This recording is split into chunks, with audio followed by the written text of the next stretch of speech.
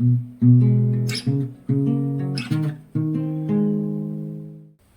and welcome to the craft kitchen. So this is what I've made in the last video. This is the flip-flop journal, only made from the leftovers from my last two journals, looking like this right now. There you go. And as you can see, on the insides of both sides of the covers, the outer pages, so to speak, there still is a just blank page, and I want to put a pocket on both of them there. And for this I'm going to be using 2 pieces of cardstock I've already cut out, and this leftover, you remember I've had like 3 pieces from the shipping bag, the big paper packaging, and now I'm going to use this to cover my pockets for the insides. These are my pockets, actually, the pocket flaps. But what I want to do first is to cover this with gesso, so I can play around with some watercolor sprays and coffee and maybe rose water or inks and water. So I'm going to prepare this. This has to dry for a few minutes, and then let's have fun making a mixed media mess. Now I've wrapped the packaging paper around my cardstock and already put on a thin layer of gesso, also glued on these pieces of book paper, and the leftover piece of my napkin covered the book page with gesso too, so you still can see a bit of the writing underneath. And then I just took my distress ink pad, vintage photo, and went over the already dried gesso. You have to be careful with this because you don't want to destroy your ink pad. And I did get this kind of like, yeah, wood texture, because I didn't use a sponge to just dab the gesso on. I actually painted it with a white brush. So you can see the strokes, and with the ink slightly put over here, my background looks kind of like wood. I also made a test piece using what I did want to use on here. So we will have some bricks, a kind of brick wall in the background, and then when this was dry I glued on some bits and bobs, and I also used my matte medium to glue on this these dried tea leaves. We're actually drinking loads of tea, but we're using the loose tea for this, and I've dried the used tea leaves. You want them to be really, really dry, because, yeah, of course we are going to glue them on, and there will be a bit of moisture, but this bit of moisture can evaporate, and if you do have kind of like soaked tea leaves or coffee or whatever, there will be too much water in there, and the glue will stick and dry, and the surface of the glue will dry before the water in your, yeah, let's say texture pieces really evaporated, and this could result in molding. And no, we don't want any mold on here, just the look.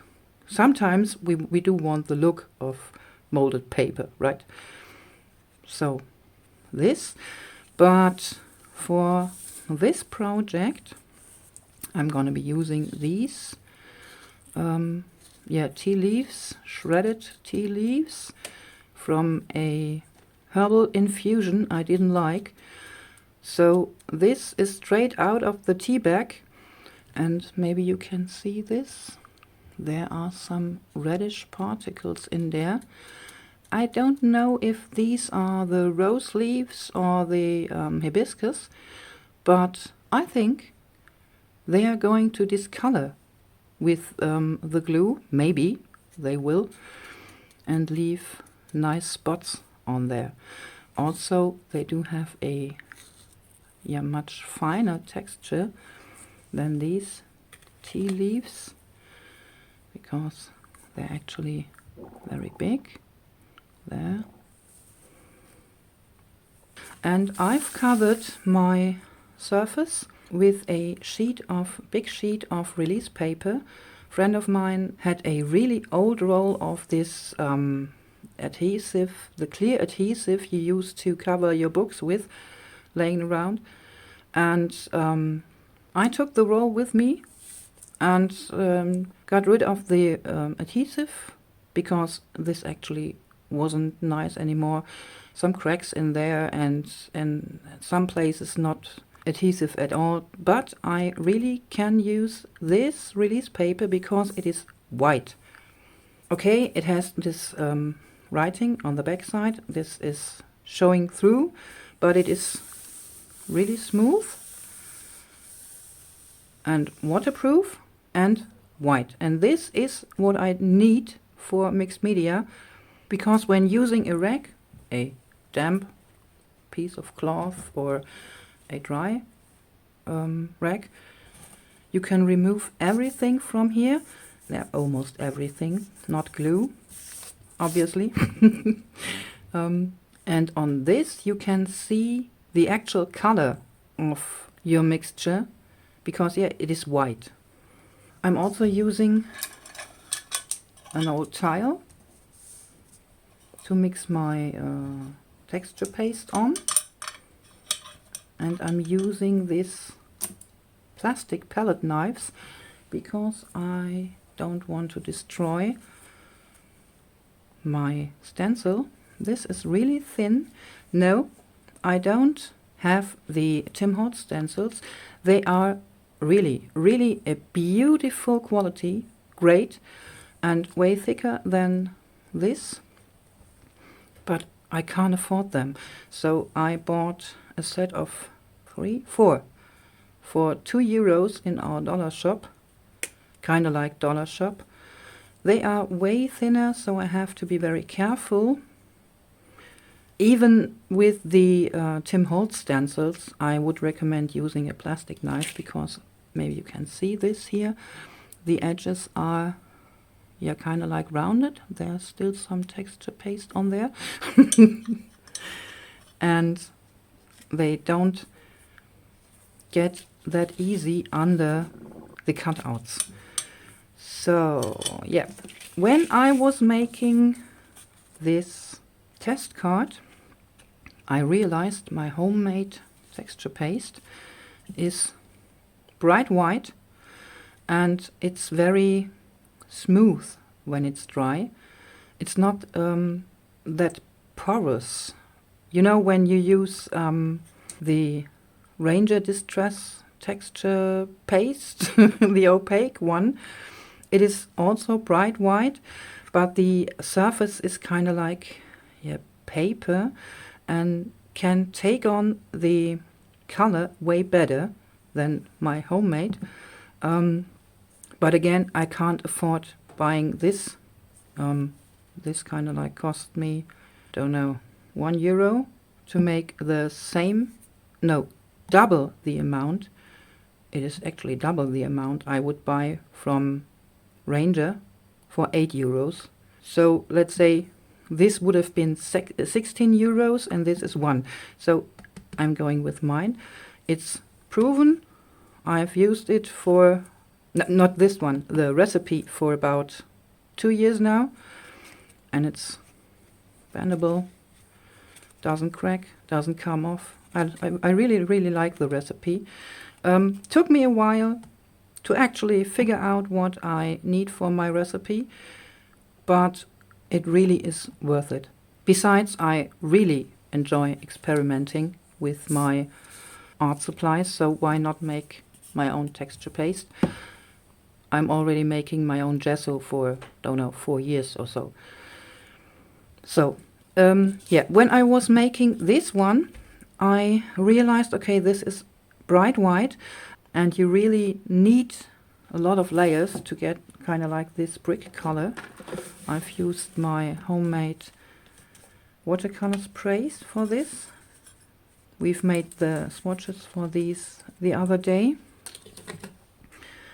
So I am going to mix my texture paste with 1 drop, just hopefully just 1 drop of Distress ink refill. You also could use your ink pad and just yeah, kind of like smooth it on here. This would actually take a while because you need many of this, and then put on the texture paste and mix and mix and mix. I'm going easy on myself. I'm using the refiller for this. So my background for my brick wall won't be bright white anymore.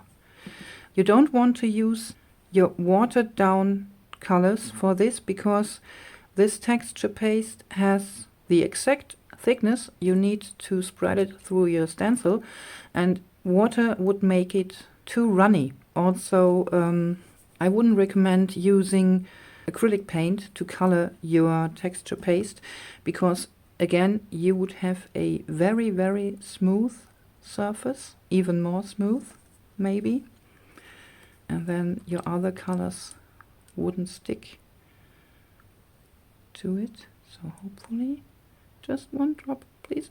Ooh. So now I'm mixing this in.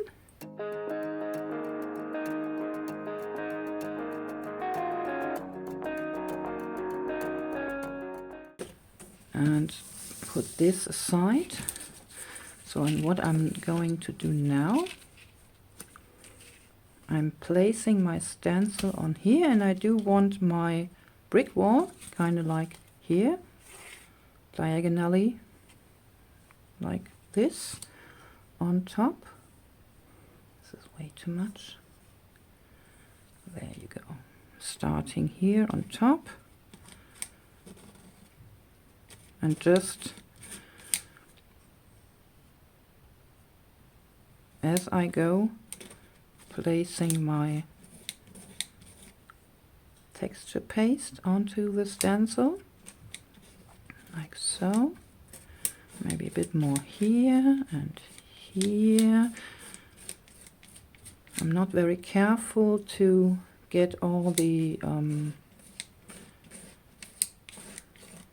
bricks here. Before I continue down here, I want to show you 2 things. So what we do have here is a very, very smooth brick wall. And the surface of the brick wall is actually very smooth.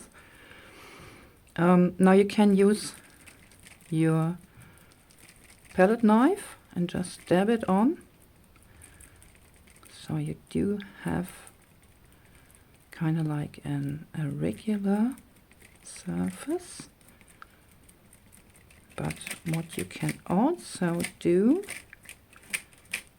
is,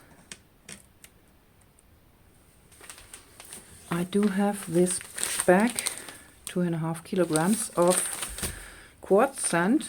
This is actually used to put it in a bird's cage. This is quartz with shell grit and yeah, anise oil. I don't know why this is in there, but they put it in there. Maybe birds need it. So I'm just taking a pinch of this and put it on my texture paste, mix it in. I think this will be enough. So I do get a way rougher texture. Yeah, you can hear it down here. There it is. I have to replace this. So let's see. Maybe here. Oh.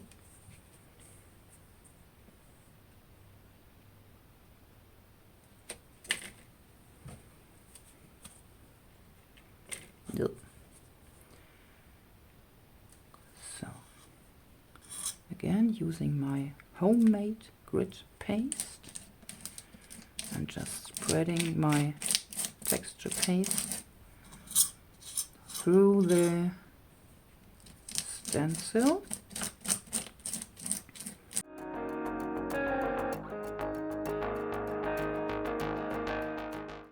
So let me see. Yes. You might want to spray your stencil with water because it is actually really hard to get this off when it's dry.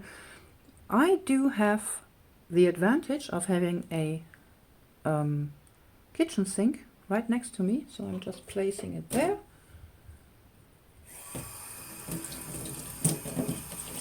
Wetting this a bit, and it can wait until I have the time to clean it. So now I'm taking off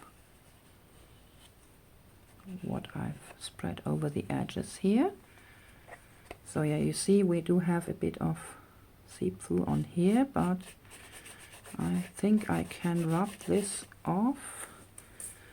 Maybe this is a bit too damp, I don't know. No, it works, it works, it works. With a damp cloth, you can also use a baby wipe for this. Replacing, you have to be a bit more careful than I was. There you go. So I'm going to let this dry by itself. You could actually use a heat gun to dry this, but some brands will bubble up if you heat them, and then you might have a more irregular texture on here. In this case, this would be fine, but I'm really just letting this dry on its own because I have to clean up this mess here before I'm starting to actually decorate and color this anyway, and this will only take about 10 minutes to dry. Now that the texture paste has dried, you can tell it is dry when it's not much colder than your surrounding temperature or the temperature of the paper. This is really dry, and this is quite dry. And also I didn't dump the leftover of the colored texture paste. I just put it in this tiny jar. I can use it later. And yeah, I'm going to work with my spray colors, my watercolor spray colors we made the other day. But I'm not going to spray on here because I don't want this part and this part to catch any color. I could place a piece of cardstock, somewhat heavier paper on here, and then spray it, but I would have a straight edge here, so I'm just going to paint on this. For this I'm using cheap mixed media. This is a cheap mixed media brush, and this brush is about 30 years old already. It's a very, very good watercolor brush, but it's not quite, maybe you can see this, straight anymore. Yeah, kind of like grungy, right? It's shaded here and there. So I'm using these two brushes. It's a number 2 mixed media, which will be I'd say a 6, maybe even 8 for watercolor, and this is a number 2 watercolor brush. And I'm also going with my test card as a template for the colors. But before I'm going to color my brick wall, I do want to have the tiniest bit of green on here. Oh, and what I forgot already. So this is on top. This is where I dabbed my painting knife on the still wet texture paste in my stencil, and this is where I put the sand in. You actually can't see much of a difference. You can feel it. This is way more rough than this is, but it looks quite the same. Of course, you could use more sand in here, so you would have a quite sandy surface. So now I'm using my watered down watercolors and start with the green color down here, just to give this the slightest hint of green. Also a bit on the overlapping bricks here, so this will blend in and not look that white anymore.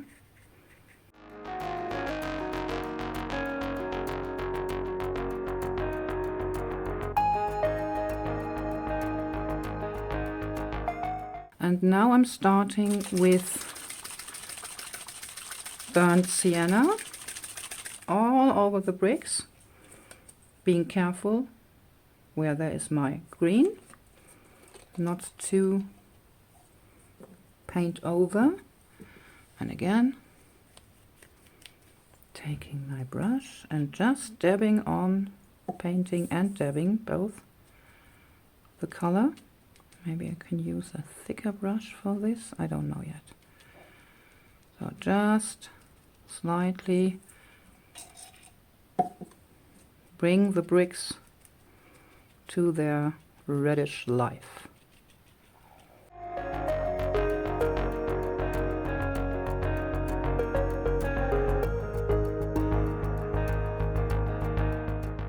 So now you can see I've went over here, over the edge.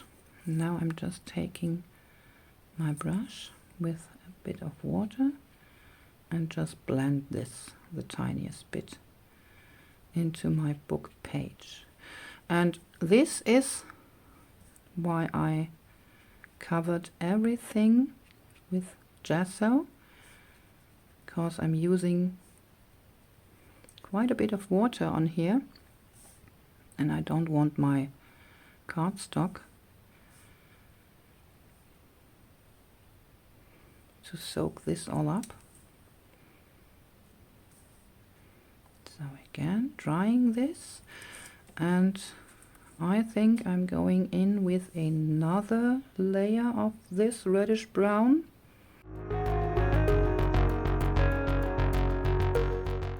Do I want? No.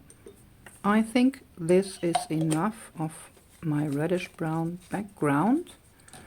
And now I'm using this mixture of burnt umber and let me take a look here. I did not put a label on here.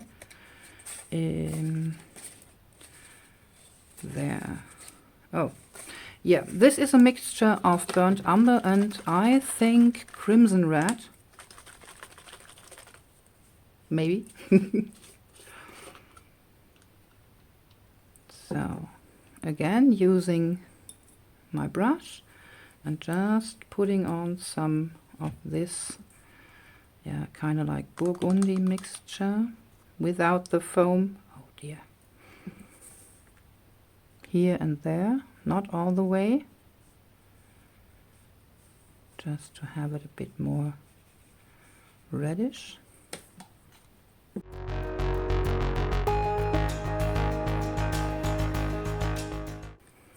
Now we do have the terracotta-like bricks and the more reddish bricks, and while the red is still wet, I'm going in with a darker brown,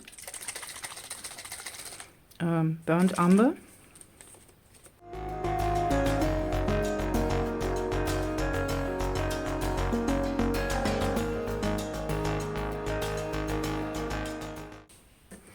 Now we already do have a beautiful aged brick wall, piece of a brick wall here.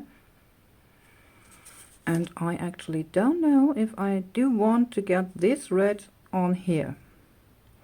There are some spots, some really bright spots I'm not happy with. So again, I'm using burnt umber on here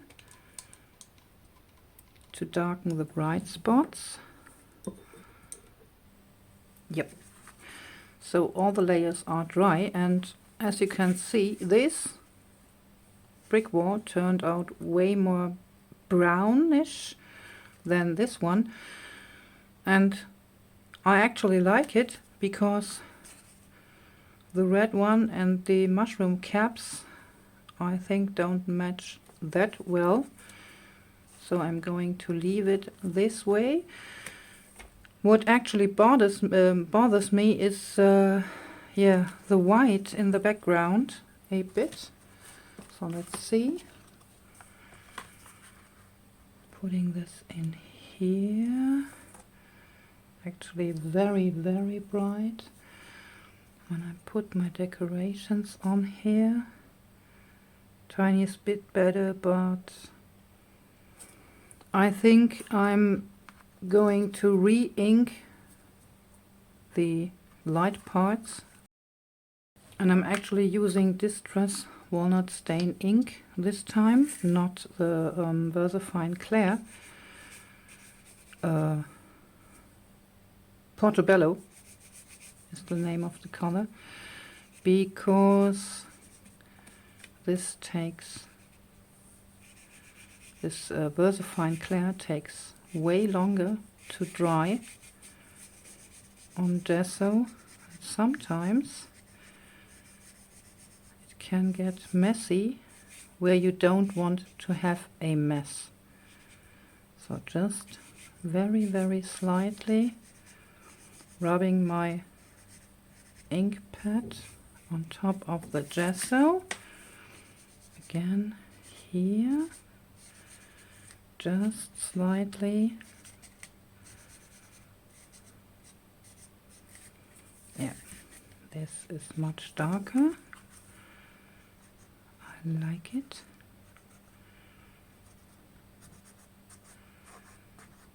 And I'm following the direction of the brush strokes, if possible.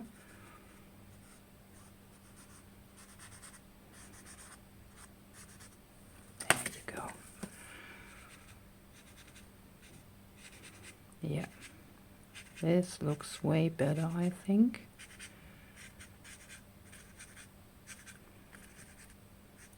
So,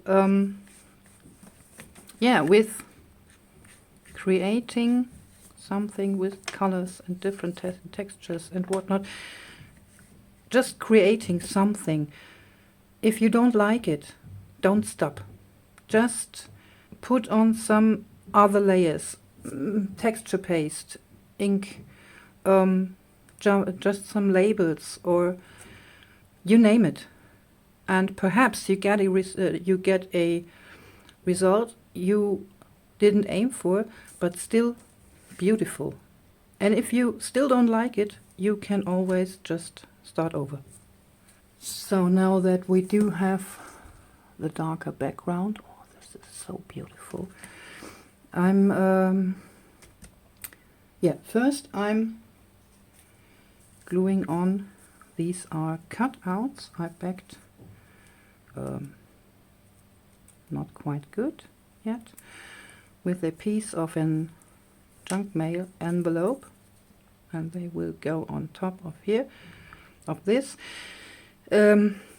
I use these napkin pieces because my laminator decided to eat the last of my dried autumn leaves from last year.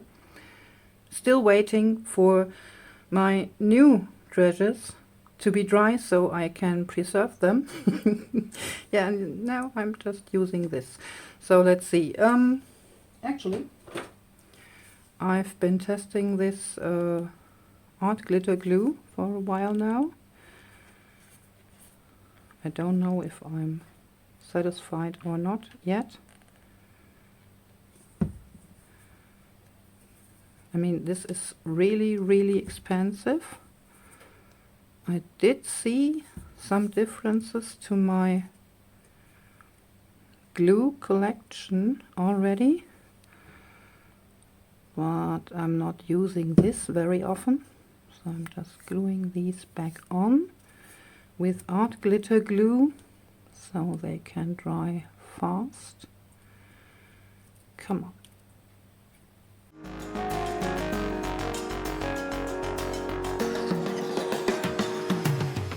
And now that I'm about to glue these two pieces on, I can cut around the stems exactly. There you go, remove the white. And now I'm using this to build kind like a leafy bed down here. We take this away, this also, and again grab my tile and matte gel medium. I'm using gel medium because I can build this up the tiniest bit. With heavy gel medium, this would work even better. Putting the tiniest bit on my tile, and then I'm using my tea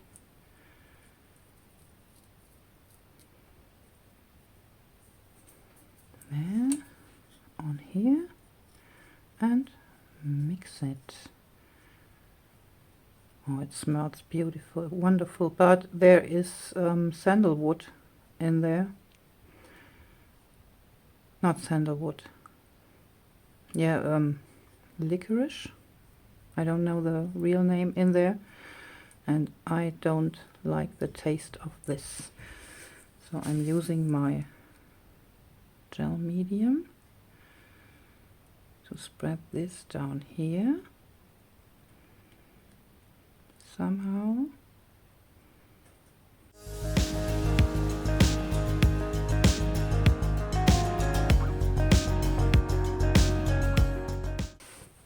So yeah, the hibiscus and the rose leaves in here are actually coloring the gel medium. It's already getting, yeah, kind of like magenta on here.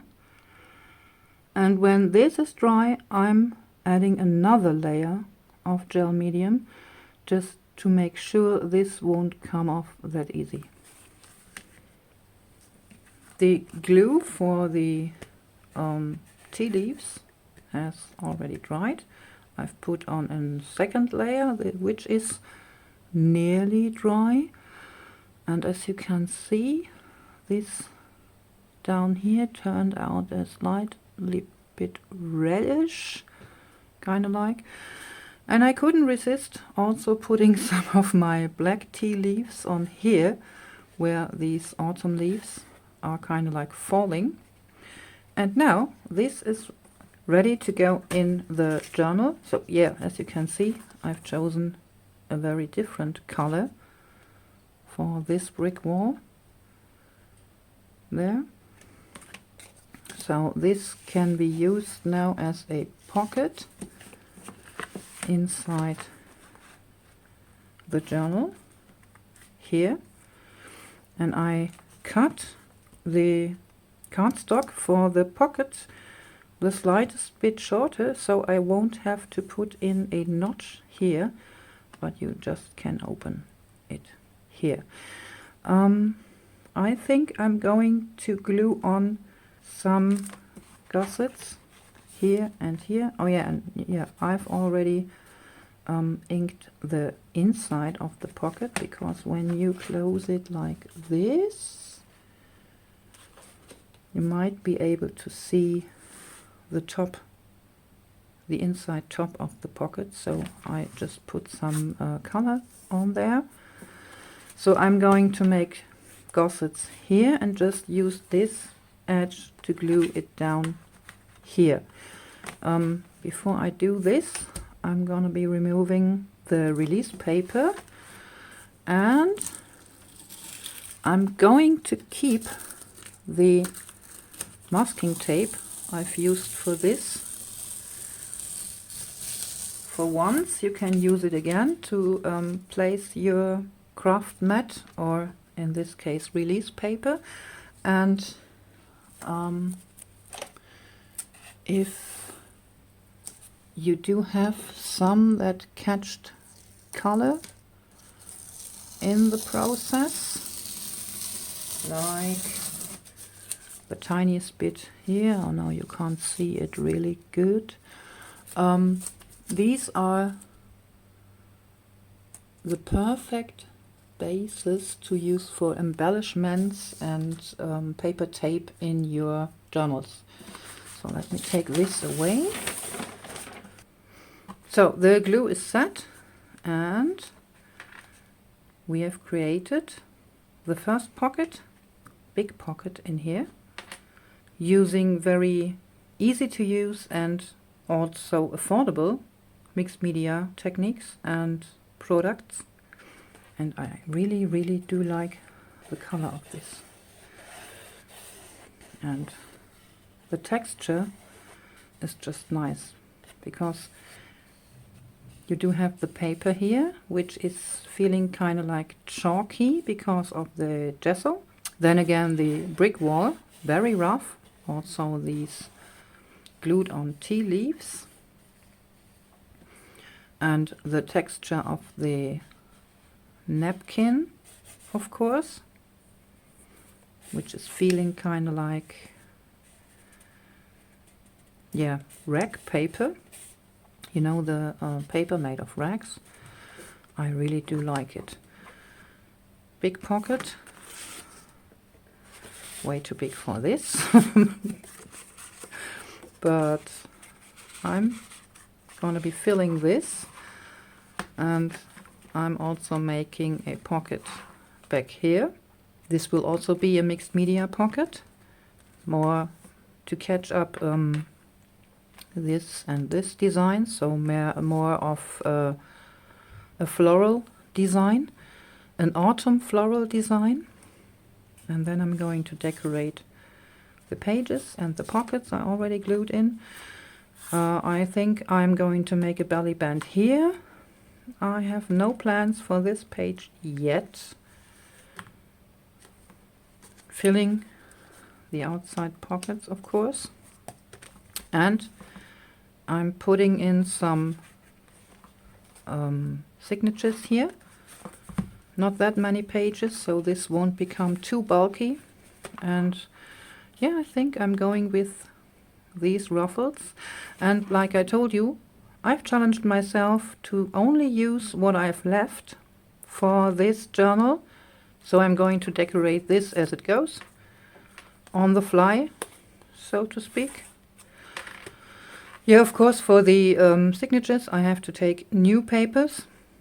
Not new papers, but some papers I do have in my stash, because I don't have that many papers left I could use to build some signatures.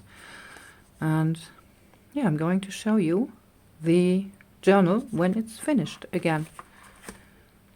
So dearies, I hope you've had a bit of fun watching me making this. And of course, learned something. Hopefully, I'll see you next time.